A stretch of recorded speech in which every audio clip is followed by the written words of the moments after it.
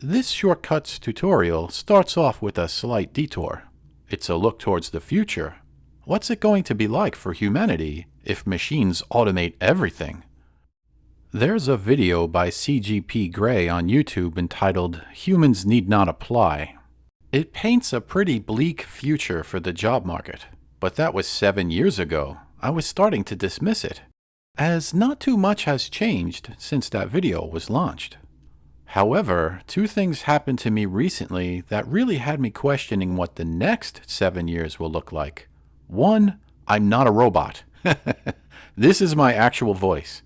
But I can see how people could make that mistake. Artificially generated voiceovers are getting really good. I tested out this website with some random text. I used the intro text from Voltron.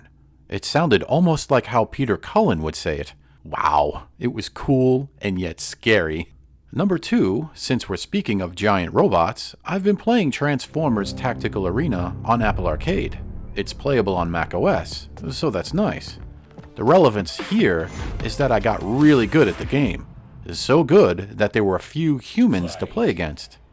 When the game can't match you with a human, it sends a bot. That sounds nice, right? There's no waiting. Except, I didn't know that my opponents weren't human. We're entering an era of an identity crisis. What you might think is a human could be a bot, and what you might think is a bot could be a human.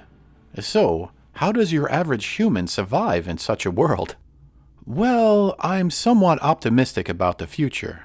I think it could be something like Star Wars, where humans work with the machines, where you have your own little droid buddy. That's why this tutorial is important. The shortcuts feature is kind of like a software-based droid. It's true. This tutorial will prove it. Automation looks like a critical skill to have in the future. That's why learning more about Apple's shortcuts is an interesting topic. So, how does it work? First, macOS 12, also known as Monterey, introduced shortcuts for Mac. It's still quite new, so you might not be ready to take the plunge just yet. On a previous video, should you update your Mac to macOS 12 Monterey, a lot of the comments reported trouble with the upgrade. So you might want to wait until that burger is cooked a little more. I took the risk, mainly because I'm an app developer, but I'm also using Time Machine. I had a safety net.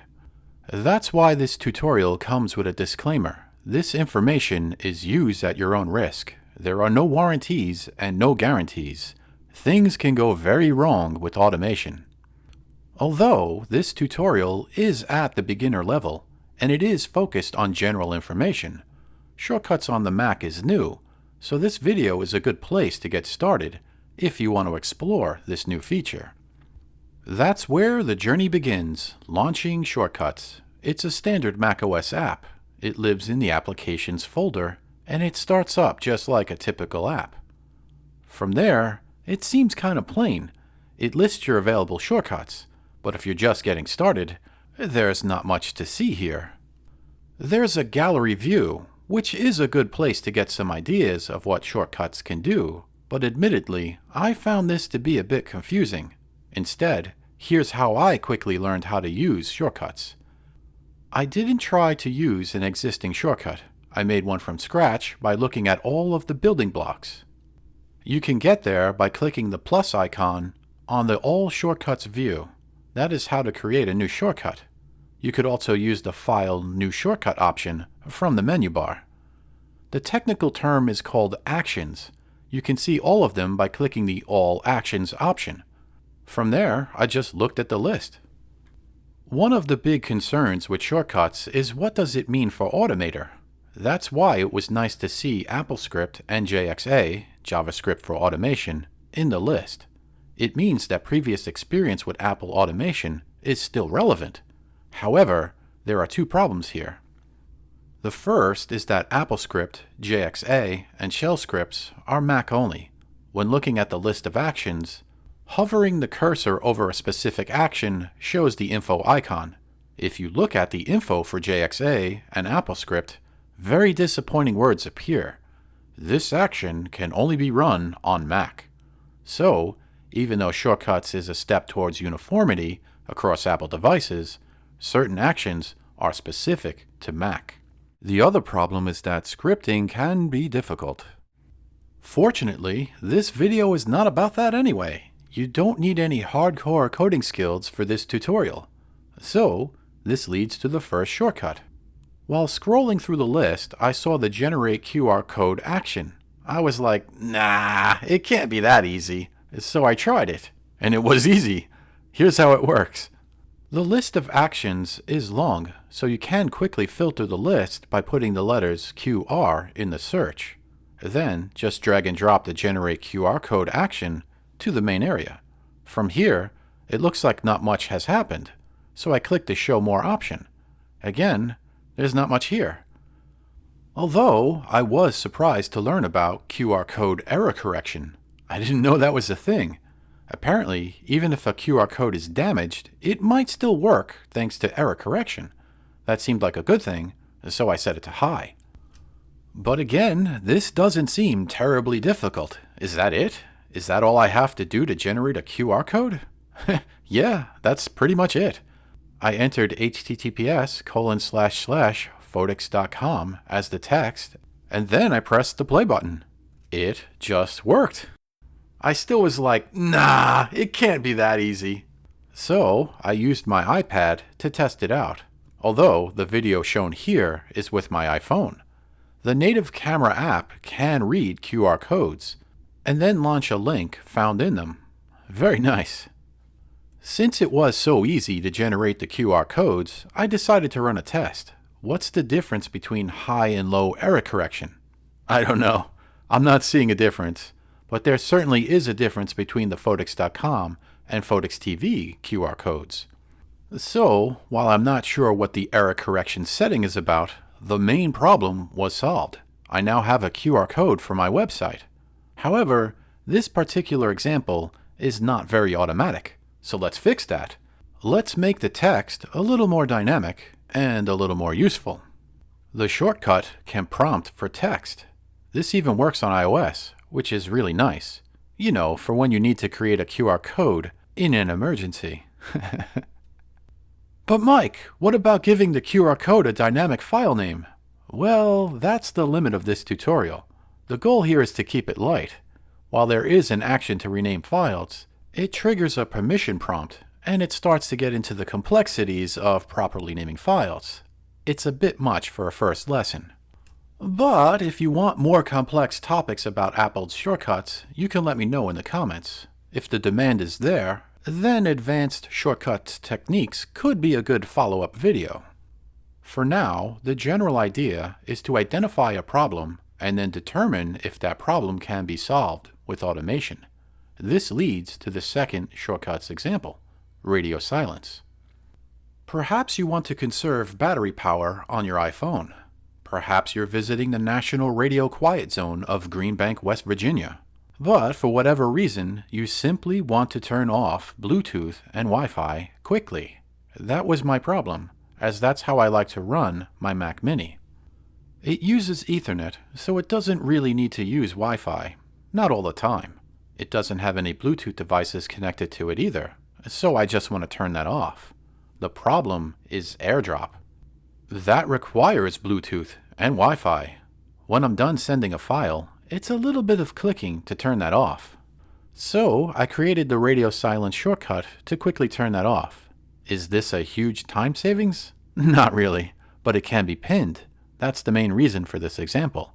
It shows how to create shortcuts to solve a problem, and then to quickly access those shortcuts. I suppose I need to file a bug report, as this feature could go further. What if I wanted to automatically turn off Wi-Fi on my iPhone when visiting the Green Bank Observatory? Well, there's the automation option. I can set an automation to run when I leave or arrive at a location. However, this hasn't worked for me. First, I haven't been to the Green Bank Observatory, so that makes testing difficult. However, I have tried turning off Wi-Fi automatically when I leave my house. That doesn't work for me. I'm not sure why. It would have been cool though, as I don't connect to Wi-Fi devices when I'm outside, so I don't need Wi-Fi running. So if you're struggling with building a specific shortcut or automation, in other words you're having trouble but you don't know why, consider that it might be a permissions issue, a limitation of the software, or a technical issue. This is still fairly new tech.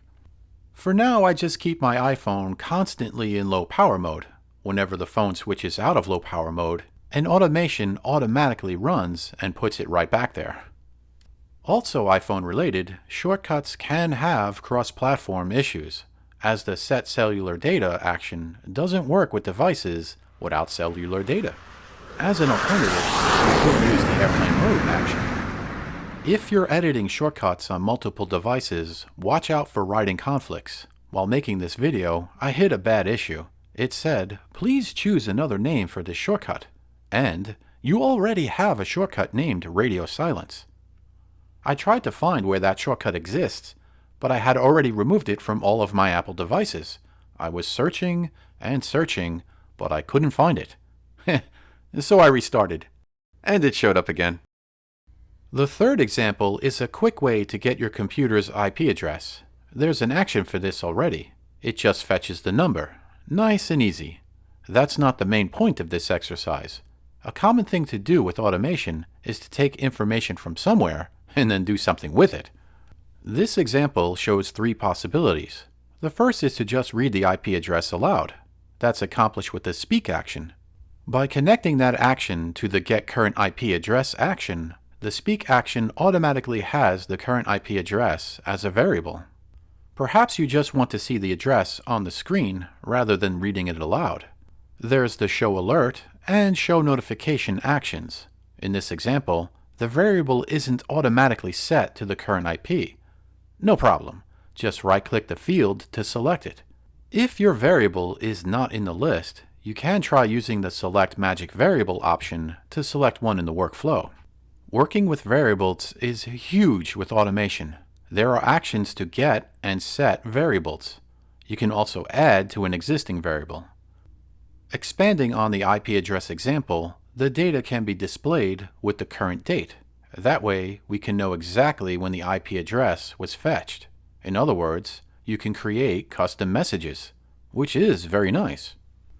Knowing the IP address is nice, but let's go further. By switching around the actions a bit, more details can be displayed. I renamed this shortcut to System Stats, and I changed the actions to text and show result. The reason was for displaying multiple lines of text. I'm using the device details values to display some helpful system info. This is all just building on what we learned before.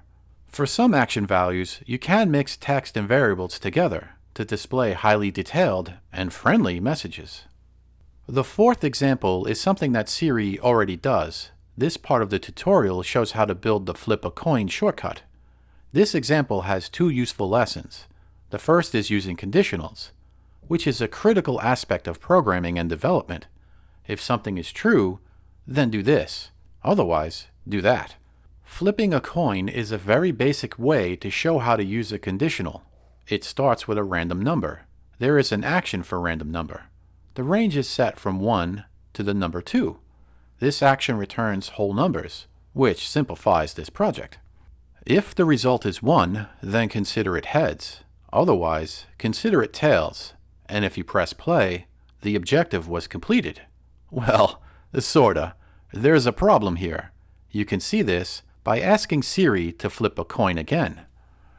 That's the second lesson of this example. She says okay, but nothing seems to have happened.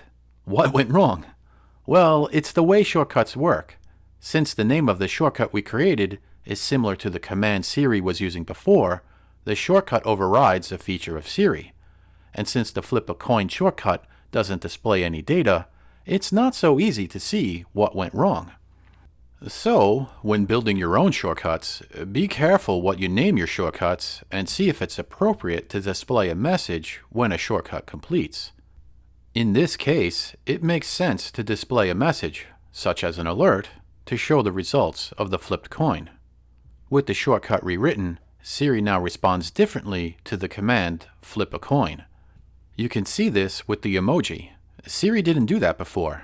That's pretty powerful, as this goes back to the intro of this video. Siri is your bot to command. With some simple drag and drop blocks, you can alter the way Siri behaves. That's pretty radical.